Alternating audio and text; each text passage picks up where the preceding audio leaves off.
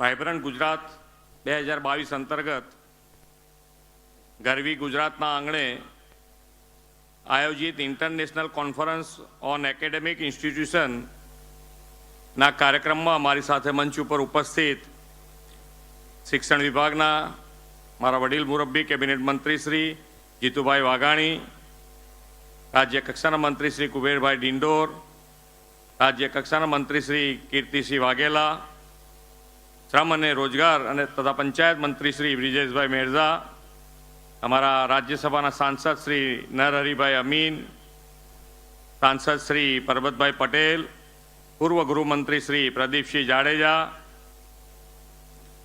કેન્દ્રીય શિક્ષણ સચિવ શ્રીમતી અનિતા કરવાલ, કેન્દ્રીય ઉચ્ચ શિક્ષણ સચિવ શ્રી સંજય મૂર્તિ, મુખ્ય સચિવ શ્રી ગુજરાત પંકજકુમાર, રાજ્યના શિક્ષણ સચિવ શ્રી એસ જે હૈદર, પ્રાથમિક અને ઉચ્ચ શિક્ષણ સચિવ શ્રી વિનોદ રાવ, નીતિ આયોગના શિક્ષણ સલાહકાર Shri Premsingh, AICTE chairman Shri doctor Anil Sahasrabudhe, સૌ અધિકારીગણ, વિવિધ દેશોમાંથી પધારેલ શિક્ષણ ક્ષેત્રના સૌ ગણમાન્ય મહાનુભાવો, યુનિવર્સિટીના સૌ કુલપતિ ઉપકુલપતિ, અગ્રગણી નાગરિકો, ભાઈઓ અને બહેનો,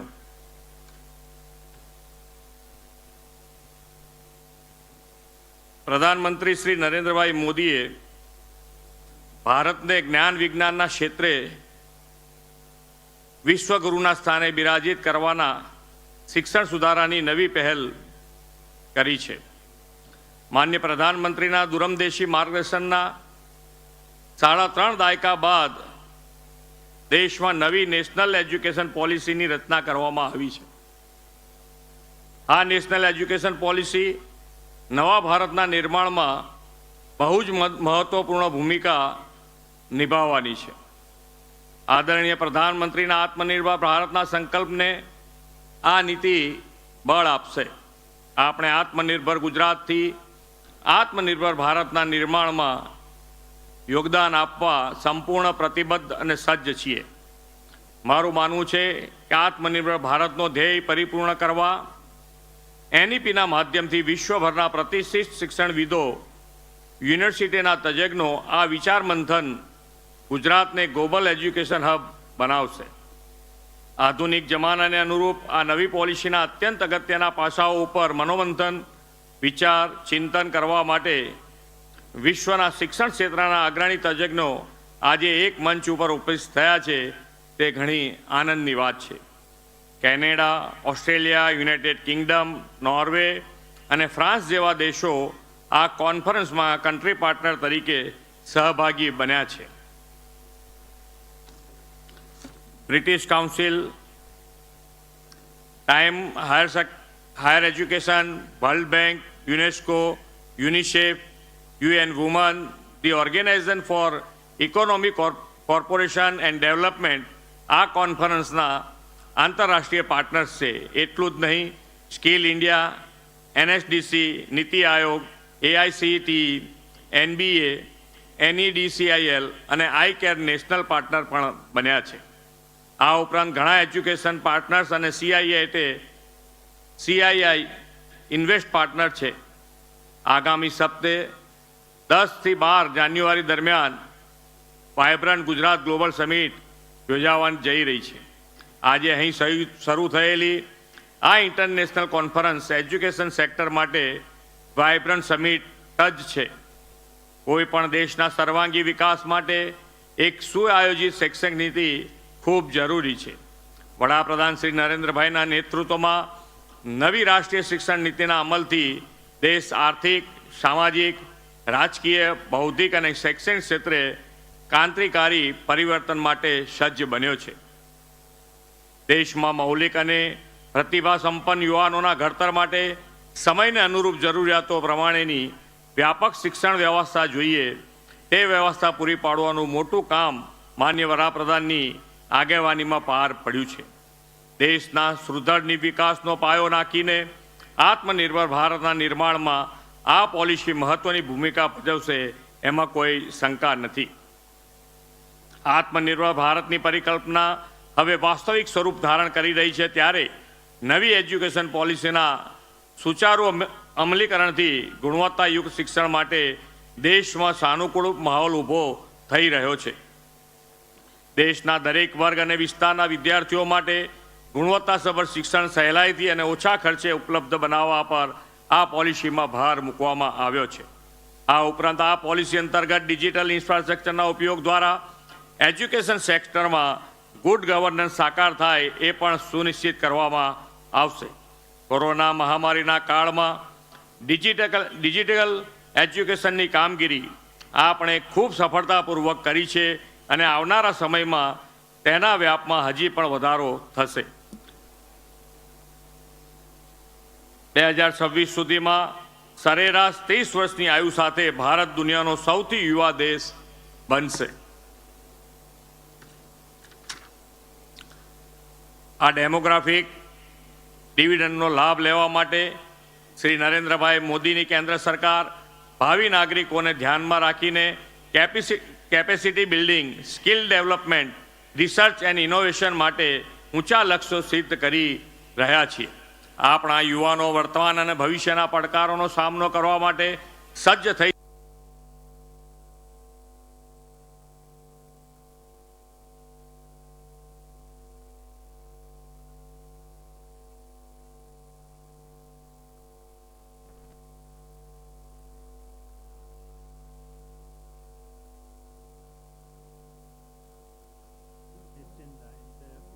your leadership now more than ever. We have learned one thing over the last month is that the future will always surprise us. Life is always what happens when you're very busy making other plans. And so prepare learners for their future and not just our past education agenda. And the world needs your leadership now more than ever. We have learned one thing over the last month is that the future will always surprise us. Life is always what happens when you're very busy. મહત્વને વધુ વ્યાપક ફલક આપવા વિશ્વમાં શ્રેષ્ઠ હોય તે ગુજરાતની ધરતી પર ઉતારવાનો શિક્ષણ ક્રાંતિ યજ્ઞ આદર્યો હતો. તેમના દિશા દર્શનમાં આપણે સેક્ટર સ્પેસિફિક એજ્યુકેશન યુનિવર્સિટીની શરૂઆત પાછલા 2 દાયકાથી કરી છે. આજે ગુજરાતમાં 91 જેટલી યુનિવર્સિટીઝ 2860 ઉપરાંત સંસ્થાઓ દ્વારા આધુનિક જ્ઞાન યુવાનોને ઘર આંગણે પીરસી રહી છે. IIM, IIT, NFSU, GNLU, PDU જેવી ખ્યાતિ પ્રાપ્ત સંસ્થાઓ અને યુનિવર્સિટીનું આ કોન્ફરન્સમાં યોગદાન છે તે પણ અભિનંદનને પાત્ર છે. હું ગૌરવભેર જણાવવા માગું છું કે ગુજરાત સરકારે નેશનલ એજ્યુકેશન પોલિસી 2020ના મુખ્ય પાસાઓ અને અનુરૂપ વિવિધ મહત્વપૂર્ણ પગલાં હાથ ધર્યા છે. 2015થી શરૂ થયેલા મુખ્યમંત્રી યુવા સ્વાવલંબન યોજના અન્વયે ગુજરાત જરૂરિયાતમંદ પ્રતિભાશાળી વિદ્યાર્થીઓને ઉચ્ચ શિક્ષણ માટે સહાય આપવામાં પણ આવી રહી છે. આ સહાયથી સ્વાવલંબનથી આત્મનિર્ભર ભારતની દિશા યુવા શક્તિને મળી રહી છે. કોવિડ મહામારીના સમયમાં વિદ્યાર્થીઓ શિક્ષણ સાથેનો સેતુ જળવાઈ રહે તે માટે સરકારની આ પહેલ ખૂબ ઉપયોગી બની છે. આ કપરા કાળમાં લગભગ તમામ શાળાઓ, કોલેજો અને યુનિવર્સિટી ખૂબ ઝડપથી સફળતાપૂર્વક ઓનલાઈન શિક્ષણનો મોડ અપનાવી શકી છે. ઘણા શિક્ષકોએ પણ શિક્ષણ અને મૂલ્યાંકનની નવી પદ્ધતિઓ અપનાવવા સફળ પ્રયોગ કર્યા. આદરણીય પ્રધાનમંત્રી શ્રી હંમેશા કહે છે કે શિક્ષણ બનાવે કંકરમાંથી શંકર. ગુણવત્તાયુક્ત એટલે કે ક્વોલિટી એજ્યુકેશનથી ઉજ્જવળ ભાવિ પેઢી નિર્માણ માટે ગુજરાતમાં એમના માર્ગદર્શનમાં ગુણોત્સવનો નવો કોન્સેપ્ટ સફળતાપૂર્વક પાર પાડ્યો છે. સમય સાથે ચાલીને ગુજરાતે smart school, smart class, online attendance, command and control centre જેવા આધુનિક આયામોથી ક્વોલિટી એજ્યુકેશનની નવી કેડી કંડારી છે. ગુજરાતનું શિક્ષણ ક્ષેત્ર આવા અનેક મજબૂત આધારસ્તંભ પર વિકસી રહ્યું છે. આ જ આધારસ્તંભ પર નવી એજ્યુકેશન પોલિસીનો પણ ખૂબ ઝડપથી અમલ કરવા ગુજરાત પ્રતિબદ્ધ છે. આ પોલિસીના અમલીકરણથી એક નવી ઇકોસિસ્ટમ તૈયાર થશે અને આત્મનિર્ભર ગુજરાતથી આત્મનિર્ભર ભારતના નિર્માણમાં ખૂબ ઉપયોગી બની રહેશે. ભારતીય શિક્ષણ પ્રણાલી અને સંસ્કૃત ભાષાને આજે પ્રધાનમંત્રી શ્રી નરેન્દ્રભાઈના પ્રયાસોથી વૈશ્વિક સ્તરે સન્માન મળી રહ્યું છે. ભારતની સનાતન સંસ્કૃતિમાં સૌકાઓ પહેલાં ગુરુકુળ પરંપરા હતી. એ ગુરુના આશ્રમમાં અનેક વિદ્યાર્થીઓ અભ્યાસ કરતા. અત્યંત સમૃદ્ધ ગુરુકુળ પરંપરાને લીધે દેશમાં જ્ઞાનનો અનોખો મહિમા હતો. વલ્લભી, તક્ષશિલા, નાલંદા જેવી વિદ્યાપીઠો શિક્ષણ માટે વિશ્વ પ્રસિદ્ધ હતી. આર્યભટ્ટ, ભાસ્કરાચાર્ય, ચાણક્ય, પતંજલિ અને પાણીની જેવા વિદ્વાન આચાર્યો ભારતીય સંસ્કૃતિને વિશ્વને આપ્યા છે. દેશાવર્તી શિષ્યો પણ ભારતમાં ભણવા માટે આવતા હતા. સદીઓથી આપણી આવી યુનિવર્સિટીઓ જ્ઞાનના પ્રસારનું મુખ્ય કેન્દ્ર રહી છે. ICAI 2022ના ભાગરૂપે વર્લ્ડ ક્લાસ યુનિવર્સિટી અંગે વાઇસ ચાન્સેલર કોન્ક્લેવનું આયોજન પણ શરૂ છે. તે આ વાતની પુષ્ટિ કરાવે છે.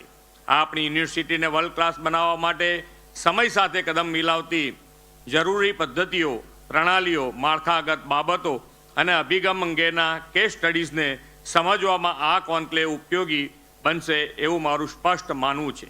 શિક્ષણ ક્ષેત્રે થયેલા વિવિધ ઇનોવેશન્સ તેમજ ભવિષ્યમાં કેવા ઇનોવેશન સંભવ છે તેને સમજવાનો અવસર અહીં આયોજિત વાઇબ્રન્ટ એક્ઝિબિશનથી સૌને મળશે. નેશનલ એજ્યુકેશન પોલિસી 2020ની ફળ સ્વરૂપે દેશની શિક્ષણ પ્રણાલીનું ચિત્ર બદલાઈ રહ્યું છે. વિદ્યાર્થીઓની જિજ્ઞાસા વૃત્તિ તેમજ સંશોધન ક્ષમતામાં પણ આનાથી ચોક્કસ મોટો વધારો થશે. શિક્ષણ ક્ષેત્રની આ સુઆયોજિત પહેલના લીધે આપણો દેશ વૈશ્વિક સ્તરે ખૂબ ઝડપથી વધુ સ્પર્ધાત્મક બની શકશે. ભારતીય તત્વજ્ઞાનમાં તો જ્ઞાન, સત્ય અને પ્રજ્ઞાને સમજવાનું સર્વોચ્ચ લક્ષ્ય માનવામાં આવ્યું છે.